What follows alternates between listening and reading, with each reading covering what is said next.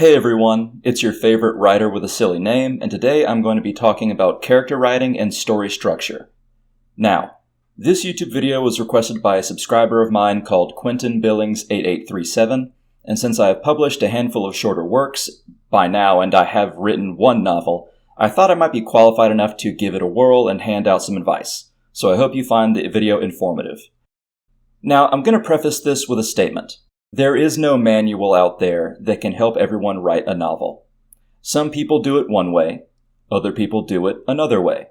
Some things that I say will certainly not work for everyone, so if something I say is not vibing well with you, that does not mean you aren't a writer. It simply means you should go ahead and write. Both writing and reading are the best practices to do well. I recommend reading physical books or at least using a Kindle, as I find a visual reference goes a long way. However, again, some people are different. There might be people out there who learn better from audiobooks. But either way, get into that world, if you think that is what you want to do at least. It takes being obsessive to be a writer, and if you have that itch to write, you'll learn whether you have plans to or not. But if you want to learn sooner, look for books to read and start writing scenes. Start writing short stories, start a novel, anything. Practice. And I will say that I do sometimes listen to writing podcasts, and even though I don't agree with everything they say, it gets me in the mood to write. So that might be valuable as well. At least so if you find nothing in this video helpful, it'll probably help you get in the mood to write if you're anything like me. That being said, let's get into the meat of this video, which is a lecture on character writing and story structure, as I have said. Alright, so let's start with character writing. Now, characters are the lifeblood of a book. The plot cannot move without them. Even if the plot is based around an asteroid approaching Earth, and no matter what your characters do, it will continue to move forward, without your characters, nothing will occur, and then the Earth blows up. You need characters to engage your reader and continue both their interest and the plot itself. Now, what you want first for a character is a concept. Now, that is not an archetype. Concepts and archetypes are two different things. Let's take Gandalf as an example. Gandalf's archetype is a mentor or guide. His concept, however, is a grumpy old wizard. Now, there's nothing wrong with archetypes, but they are not required. Archetypes are simply a way for scholars of literature to catalog various character classifications and how they mechanically and structurally work in a story. But they are also not required for a story, and not every character can fit neatly into an archetype. Now, once you have a concept, you need a motivation. And this might sound scary, but it's actually super easy. It's just one basic thing they want or need, whether it's freedom or security or survival. Money is good, but it's hard to do unless you make the want of money to be a bit deeper, right? Like, what would they do with that money and why? Now, there are certain characters that are sort of like, have larger than life needs, like sometimes they might just have this obsessive need to have, like, they love the glint of gold. But at the same time, there's still something deeper in them that makes them that way. Okay, but again, it's super easy. You don't need to really take a psychology class to know. All you need is a simple little thing for their backstory. Maybe you even discover it, but you need to know it before you get too far in the book. Okay, now here's some advice that's pivotal in character writing, and that is just demolishing your preconceived notions of other people. You really need to be open-minded and have the capacity to understand where others are coming from, no matter who it is. Even your worst enemy. What is horrifying to you is comfortable to someone else. How could that be? Now, I'll let you in on a little secret. Everyone on planet Earth is selfish in some capacity. We need to be selfish just to survive. And people will convince themselves they can be as selfish as possible as long as they don't see the aftermath of it. People will buy things that will enable horrible suffering and slavery far away as long as what they get is $1.50 cheaper and they don't have to see the atrocity occurring. Even the nicest person is selfish sometimes, and most people aren't that nice. And if you can understand that, you can understand how someone like, say, a super rich person doesn't spread his wealth, because they don't think about it. They have spent so long, like everyone else, convincing themselves that they are doing what they can. And even if someone has all the money in the world that can buy away all the problems, people make problems for themselves. It's just psychological. And if you have someone who is okay with doing the direct actions of violence or oppression, they're simply like everyone else, except they took the next step and shoved out the middleman. All right? If someone is okay with paying for something and killing someone else far away, then someone who does the killing far away is just moving the middleman out of the way and thinking themselves as even more honest than normal people. Maybe they got acclimated to violence early. Maybe it's revenge or racism or rage. Now, you also will need to understand people on the opposite side of the coin as well. While yes, everyone is selfish, there are some people who are inevitably a better person than you are. How is that possible? You see some guy with $100 to his name, and he spends $99 of it to make sure someone who he's never met before has a great Christmas. Would you do that if rent was due? Why not? Why did they do it? Are they trying to prove something? Do you think they should be a sponge for all the bad, using themselves as a vessel to merely help others? Why is that? Why did someone vote for Trump? Why did someone vote for Kamala Harris? Is the longest you've thought about it because there must be monsters? Then congratulations, you won't make it as a writer. You need to do this thought experiment. Or not only will your characters be flat and unfulfilling, but you'll simply have less empathy as a person, for the good or ill of us.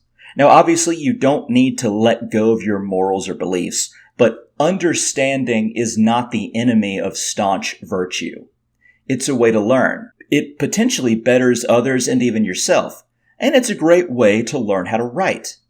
But again, this is just a thought experiment and a way to view things. You don't exactly need to hyper-analyze a character. I'm just saying try to understand when you see something that happens in life and you don't agree with it, try to understand why that person does it. Now, even after all that, there is nothing wrong with making a character larger than life good or evil. But eventually, you'll need to give them some reason as to why that is. Even someone like Sauron in Tolkien's works has a reason for being that way. Tolkien actually writes extensively about it, even though in the story, he just seems like some vague evil. But really, he has a backstory that explains how he got that way. So just letting you know that you do need some reason at some point, even if it is supposed to be a larger-than-life evil, or as I said, a larger-than-life good. Okay, those tangents aside, let's get back to the character. So you've done your exercises, you have a concept, not an archetype, but then again, archetypes aren't bad, I'm just saying you need a concept. You got a motivation, you got a basic backstory, you don't need anything huge, don't worry. It's easy to let a backstory develop as the story continues.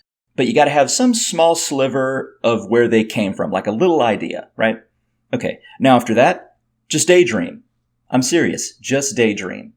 Do it while you're driving, in the shower, when you're lying in bed trying to sleep. Your characters will do things in your head if you simply let them. Most of my inspiration comes from quiet contemplating while doing something else. Or just listen to music, doesn't necessarily have to be quiet. Even if that something else is attempting to fall asleep, too, you know? Characters seriously do talk to each other, and you, if you treat this like a fanfiction, rather than some uber-important literary work of the century. All you need to do after that is write it all down. Now, the next piece of advice I have is completely optional, of course, but it's pretty useful to give your characters some flaws. I got a bunch of characters with a bunch of flaws, and it makes things fun. Don't think of it as a way to limit you. Think of it as a way as adding some spice. My character Baron is stubborn. And though he's a nice guy, he likes combat a little too much. My exiled prince named Caden is rebellious and lustful. Keon is lustful and lazy. My wild card Neil he's wild, even to his detriment. He loves stealing, gambling, explosions, jokes, and women. Amal is immoral and greedy. Rock is violent and self-serving. Marcus is aloof and laconic. Torm is too eager to prove himself. All of these guys are more fun from the flaws I have given them. Alright? And before we switch to story structure, one last thing. You should make your characters appear how you want them to.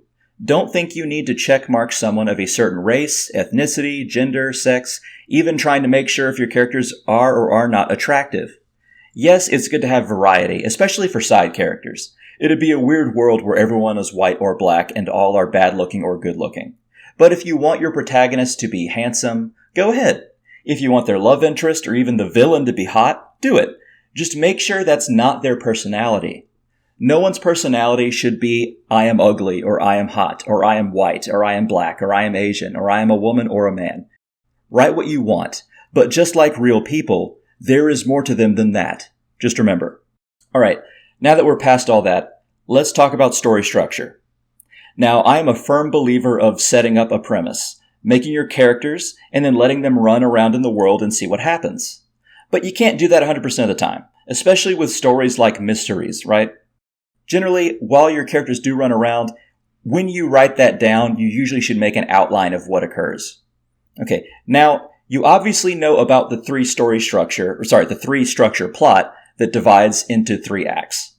That works for some people, and you can Google that if you think it's what you like. But there are multiple ways to write a story. Now, there are 2 ways to begin a story. Okay, wait, no, I lied. There's infinite ways to begin a story. However, there are 2 good ways to begin a story that I know of. You begin it with a hook or a bang. Now, the hook is well known. It's easy.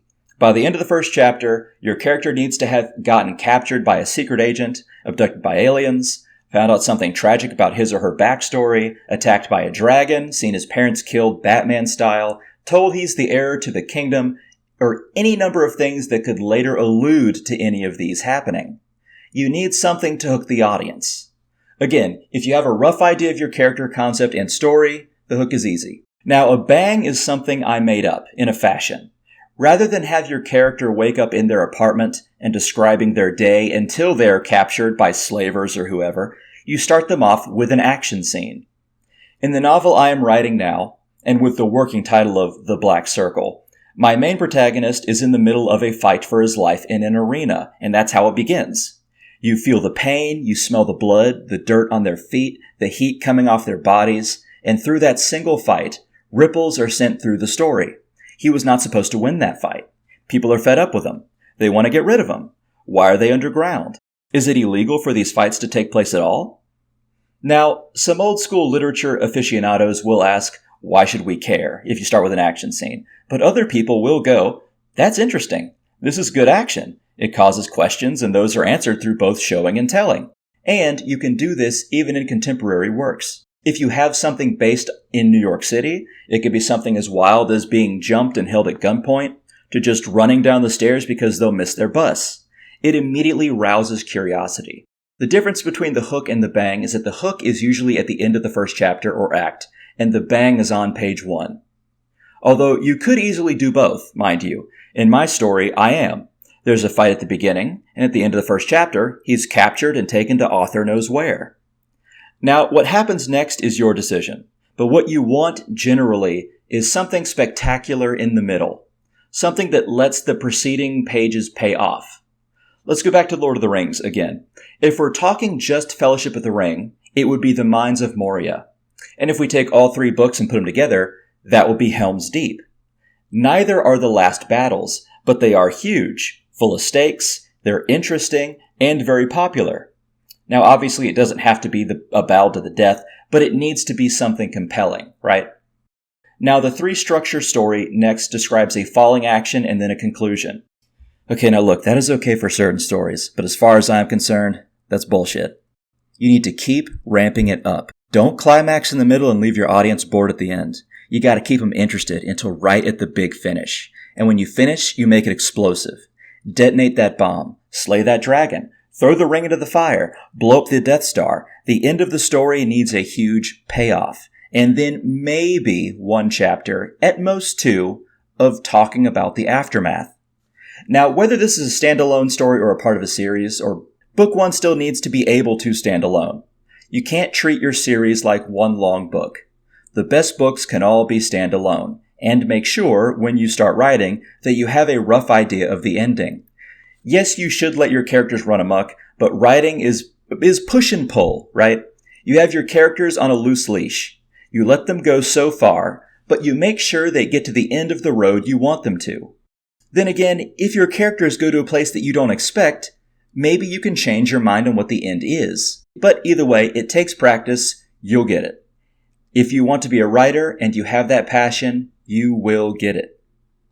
Alright, I know that wasn't exactly a litigious and super structured handbook in writing, but I do hope it helps. Just remember, the most important thing about writing is that you write. Everything else will fall into place if you do it long enough. Alright everyone, likes and comments and subscriptions are always appreciated, and if you'd like to join my Patreon, the link is in the description below. I hope that was helpful for you guys, and have a lovely day.